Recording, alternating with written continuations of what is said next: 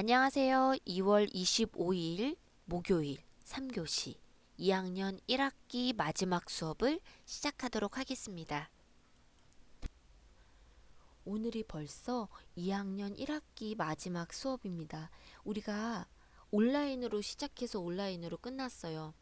물론 중간중간에 대면 수업으로 인해서 얼굴을 보고 이제 소통하면서 수업을 했지만 그래도 아쉬움이 조금 있는 그런 한 해였던 것 같아요. 그래도 열심히 너무나도 열정을 다해 함께 해주심 감사드립니다. 어, 그리고 제가 그 전에 말씀드렸다시피 우리 교과는 동영상을 따로 준비해서 드릴게요. 그래서 동영상을 통해서 열심히 배우셔서 우리 졸업식 날 큰 목소리로 더 큰 감동으로 열심히 불렀으면 해요. 네, 오늘은 고전 시대 작곡가에 대해서 공부를 해볼 텐데요. 오늘은 모차르트, 베토벤 이 두 명의 작곡가를 조금 더 이야기를 하고자 합니다. 우리 같이 마지막 수업 최선을 다해 즐겁게 진행하도록 하겠습니다. 오스트리아 짤츠부르크의 어느 작은 집에서 음악회가 열리고 있었습니다. 두 남자가 바이올린 연주를 하고 있었는데 연주를 귀 기울여 듣고 있던 서너 살쯤 되어 보이는 꼬마가 연주자에게 말했어요. 아저씨 바이올린 음이 8분의 1 정도 낮아요. 꼬마의 말에 연주자는 웃으면서 말했어요. 내가 그걸 어떻게 아니? 혹시 그렇게 들렸다고 해도 절대 그럴 리가 없어. 이 바이올린은 훌륭한 악기란다. 결국 같이 연주하던 남자 한 명이 높이를 재보자고 권했어요. 괜한 짓을 하는 것이라 생각했지만 바이올린 음색을 자세히 들여본 사람들은 깜짝 놀라고 말았어요. 꼬마의 말대로 미세한 음의 차이가 있었던 것이죠. 이 꼬마는 과연 누구일까요? 이 사진의 주인공 모차르트입니다. 바이올린 같은 경우에는 도 한 음 속에도 조율을 할 때 플러스 1, 2, 3, 4, 마이너스 1, 2, 3, 4 이런 식으로 조금 더 세분화시켜요. 그래서 연주를 할 때 바이올린 연주자들은 그냥 도 이렇게가 아니라 도 플러스 몇 이런 식으로 맞추거든요. 그런데 이 모차르트는 그런 교육을 받지 않았지만 이 귀가 너무나도 좋아서 음악적 재능이 뛰어났기에 이런 미세한 음의 변화까지도 잡아낼 수 있었습니다. 모차르트의 대표곡을 4개로 엄선해 봤는데요. 첫 번째로는 작은 별 변주곡, 두 번째 터키 행진곡, 마술피리 오페라 중 밤의 여왕 아리아, 레퀴엠 이렇게 4가지입니다. 조금 종류별로 나눠봤는데요. 먼저 작은 별 변주곡은요. 프랑스 민요예요. 어머님 들려주세요 라는 주제를 가지고 있는 노래인데요. 원래 이 내용은요. 민요의 원래 내용은 어떤 소녀가 어머니한테 어떤 남자한테 반했다. 그래서 괴로워 죽겠다라고 고백하는 그런 내용이에요. 그런데 어떻게 태교 중 1등으로 뽑히는 태교 음악 중에 태교 음악 그리고 동요 반짝반짝 작은 별이 됐을까요? 바로 모차르트의 뛰어난 음악성 때문입니다. 변주곡이 뭐예요? 바꿨다라는 거예요. 작은 별이라는 노래가 원래 있는데 이거를 조금씩 바꿔서 곡을 만들었다. 그게 바로 작은 별 변주곡입니다. 이 곡은요. 파리 여행 중에 쓰여졌다고 이제 이야기가 전해 내려오고 있었지만 최근에는 연구 결과가 약간 달라요. 여행 중 모친의 사망으로 인생의 경험을 쌓은 모차르트가 돌아온 후 약 3, 4년 뒤에 1781년에서 1782년경에 써졌다고 이제 지금 연구 결과가 그렇게 나오고 있어요.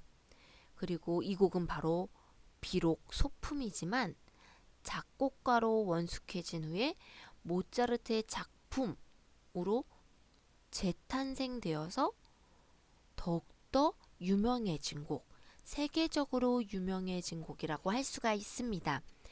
이 네 가지를 다 댓글로 연결시켜 드릴 거예요. 꼭 들어보세요. 두 번째 곡은 터키 행진곡입니다. 이 터키 행진곡은요, 모차르트의 20개의 소나타 작품 중 가장 유명해요. 원제목은 피아노 소나타 제11번 A장조 쾌헬 번호 331의 제3악장이라고 불려지고 있는데요. 우리가 쉽게 소제목으로 터키 행진곡이라고 말하고 있습니다. 이 터키 행진곡으로 된 유래가 있어요. 모차르트는 본인이 스스로 이 악장에 터키풍이라고 기입을 했어요.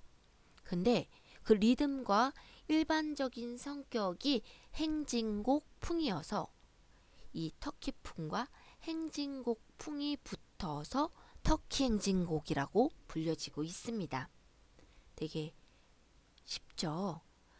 이 곡도 한번 들어주세요. 세 번째 곡은 오페라 마술피리입니다. 마술피리 중 밤의 여왕을 한번 들어볼 건데요. 먼저 이 마술피리는 어떠한 내용을 가지고 있는지 한번 설명을 드리도록 하겠습니다.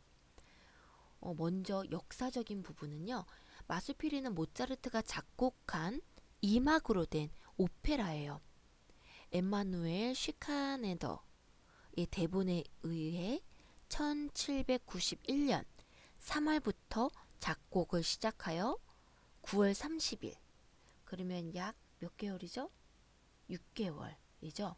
6개월간 만들어서 완성시키고 바로 그날 빈의 작은 극장에서 첫 공연을 시작하게 됩니다. 내용은 이래요.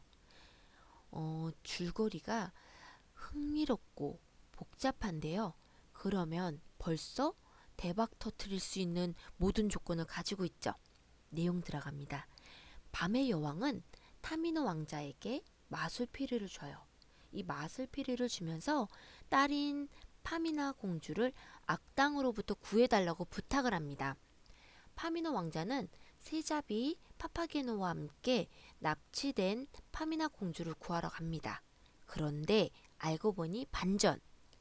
여왕이 나쁜 사람이었고 공주를 데리고 있는 사람은 착한 철학자였어요.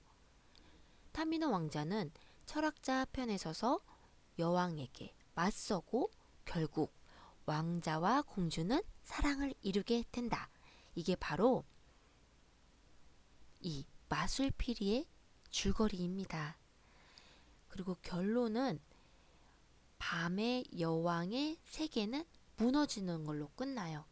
그래서 그 여왕이 부르는 노래가 밤의 여왕입니다. 우리는 이 밤의 여왕 왜 유명해졌죠? 예전에 오렌지 주스 조수미가 찍었죠. 그러면서 기둥 사이사이를 걸어 나오면서 이 노래를 불러요. 그래서 되게 우리가 사랑하는 조수미 씨가 불렀고, 그쵸? 너무나도 아름답게 불렀고, 뭐 이런 곡을 이렇게 표현하는 사람이 없다라고 해서 정말 좋은 내용인 줄 아셨죠? 아니에요. 밤의 여왕, 그 여왕이 부르는 노래입니다. 이것도 조수미 씨 버전으로 동영상 올려드리도록 하겠습니다. 모차르트는 매우 부유한 집안에서 태어났어요. 그런데 말년에 되게 어려운 경제적으로 심한 압박을 받아서 심신이 많이 지쳐 있었다고 해요. 그때에 작곡을 의뢰받게 되는데 그게 바로 레퀴엠입니다. 이 레퀴엠은 모차르트의 마지막 작품이에요. 또한 작곡료를 아주 파격적으로 제시를 받게 되는데요. 50두카텐. 이 두카텐이 무엇이냐? 당시 국제통화로 사용된 금화. 이 50두카텐을 받게 되는데요. 이 조건이 끝이 아닙니다. 반을 선수금으로 받게 돼요. 근데 이 조건을 제시받았을 때에는 우리 방금 전에 설명드렸던 마술피리를 작곡하고 있었어요. 아까 마술피리 몇 월 달에 초연을 했다고 했죠? 9월 달. 그쵸? 9월 30일 초연을 앞두고 있었기에 이 레퀴엠을 들어갈 수가 없었어요. 그래서 요거를 이렇게 하다가 막 달려서 하다 보니까 작품을 만들다 보니까 이제 몸이 많이 망가져요. 어떻게 표현하고 있냐면요.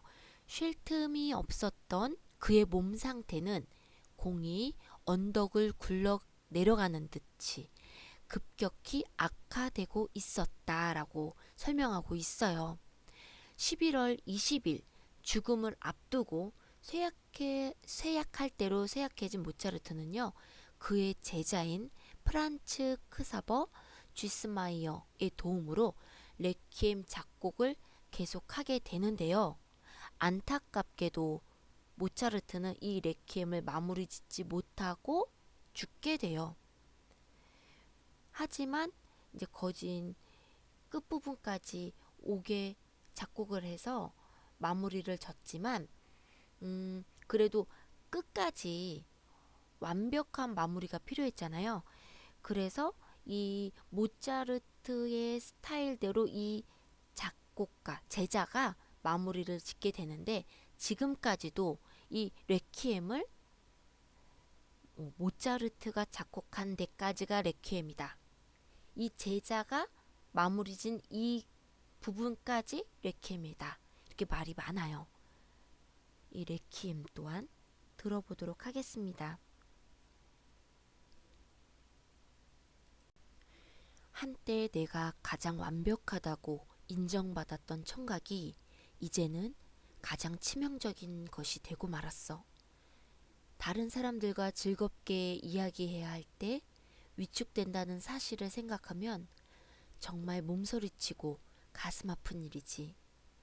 내 가장 친한 친구들 슈밋 박사와 리히노프스키 공에게 가장 미안하고 고맙다고 전해주게. 그리고 너희들 중에 누군가가 그들에게 받은 선물을 꼭 간직해 주기를. 이 내용은 1802년 하일리켄 슈타트에서 보내는 베토벤의 유서입니다. 베토벤에게 30살이란 여러 가지 의미를 내포하고 있는 시기였습니다. 우선 교향곡 3번을 구상하면서 우리가 수업 시간에도 이야기했듯이 새로운 것을 만들기 위해서 차별화두기 위해서 정말 많은 노력을 실험을 했던 감행했던 그런 시기거든요. 그리고 이때가 가장 인정받는 시절이기도 했어요. 방금 전에 읽어드린 유서를 쓰기 불과 2년 전까지만 하더라도 베토벤은 가장 화려하고 가장 멋있는 젊음을 보냈던 예술가 중 한 명이었습니다. 그런데 곧 가혹한 운명이 닥쳐요. 명석한 두뇌와 절대음감으로 인정받았던 이 베토벤이 알 수 없는 이유로 청력을 잃게 된 것이에요. 티니투스라고 알려진 이 질병은 26살 때부터 베토벤을 괴롭혀요. 처음에는 메니에르 병처럼 귀가 잘 들리지 않거나 이명, 현상이 발생하는 듯 하지만 나중에는 대화, 음악 감상도 어려워질 정도로 심해졌다고 해요. 청력 장애가 점점 심해지자 극도로 예민해졌고요. 주변 작곡가들, 주변 사람들과도 자주 다투기 시작합니다. 하지만 베토벤은 이 어려움을 위기로 넘기지 않습니다.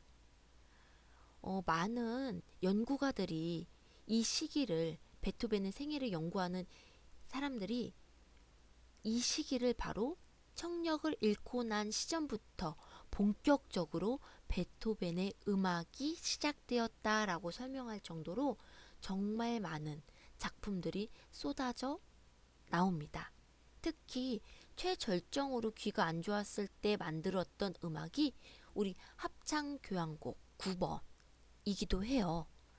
이 합창교향곡 9번은요, 그냥 합창으로만 뛰어난 게 아니라 교향곡과 합창이 처음으로 함께 연주된 작품이에요. 우리가 이 합창교향곡은 듣지 않을 거예요. 왜? 그전 수업 시간에 링크를 드렸어요. 혹시 안 들으신 분 계실까요? 그러면 링크를 걸게요. 요번에는 꼭 들어보시기 바랍니다. 베토벤 곡은 우리가 많은 곡들을 알아요. 뭐 엘리제를 위하여도 있고요. 근데 정말 대표적인 거, 그냥 상식으로 알면 좋을 만한 거를 준비해 봤습니다. 베토벤 3대 피아노 소나타라고 불려지고 있는 게 있어요. 비창, 월강, 열정. 이 모든 것들이 베토벤이 이름을 명시한 게 아니라 추후에 만들어졌습니다. 먼저 비창을 한번 이야기해 볼게요. 비창 소나타는 1798년에서 1799년 사이에 작곡이 되었습니다. 그해의 가을, 빈의 에더 출판사에서 출판이 되었는데요. 베토벤의 친구이자 후원자였던 칼폰 리치노프스키, 요 전에 설명할 때 이름 나왔었죠. 이 리치노프스키한테 헌정된 작품이라고 해요. 그리고 이 소나타의 부제로 우리에게 흔히 알려져 있는 비창은 베토벤 자신이 붙인 게 아니라 출판업자에 의해 붙여진 것이라고 합니다. 이 곡의 특징은 긴장감과 강렬함이 매우 표출되어 그리하여 비창 소나타는 베토벤이 최초로 드러낸 드라마틱한 자신의 모습이자 심리주의적, 표현주의적 소나타로 평가되고 있습니다. 월광은 월광이 뭐지 생각할 수 있지만 음악을 들으면 이거 이렇게 딱 오실 거예요. 요 작품은요, 그 1080년, 1081년, 1086년에 요제 브룬스비크 백작의 초청으로 가문의 맨션 중 하나인 운터 쿠루파 성 근처에서 머물렀는데요. 이 머무는 동안에 바로크 정원사의 오두막 위층에 거주하게 돼요. 그때 영감을 받아서 작품을 만들게 되는데요. 이 작품의 특징은 전통적인 고전주의 소나타에서 벗어나서 낭만주의적 표현을 접근을 하고 있어요. 우리가 베토벤 그전에 설명드렸을 때 베토벤은 고전이라고 하고 있지만 낭만을 이으는 가장 큰 역할을 한 베토벤이다라고 설명을 드린 적이 있어요. 기억나는 분 계시죠? 이 월광도 들어볼게요. 3대 피아노 소나타 중 열정입니다. 이 열정은요, 1805년 34세의 작품으로 만들었는데요. 운명 교향곡을 쓰기 시작한 무렵이에요. 이때 이 곡의 특징은 베토벤 특유의 정열, 그리고 그 파워풀한 이 모든 것들이 다 들어가 있는 곡이에요. 그래서 격렬한 표현, 깊은 혼의 휴식, 엄숙하고 평화로운 표정을 겸비한 곡이다 라고 설명하고 있습니다. 그리고 현란한 연주, 기교. 그래서 정말 많은 기술이 필요해요. 그래서 많은 명 피아니스트들이 연주하는 곡 중에 하나입니다. 이 열정이라는 명칭 또한 출판사에서 만든 거예요. 또 이 곡은 영원한 연인. 그 테레제가 엘리제예요. 테레제의 아버지 브룬스비크 백작에게 바쳐진 곡이라고 합니다. 재미있으셨죠? 오늘의 모차르트와 베토벤은 더 각인되어서 잊지 않으셨으면 좋겠어요. 우리가 음악 수업 시간 때에 기억해야 되는 거 뭐 있다고 그랬어요? 오음표, 그 음표 종류, 쉼표 종류, 오음표, 이분음표, 사분음표, 팔분음표. 그 짝꿍, 온심표, 이분심표, 사분심표, 팔분심표. 요거만 기억하셔도 음악 배웠다 할 수 있습니다. 또 궁금한 거 있으면 언제든지 질문하셔도 돼요. 수고하셨습니다.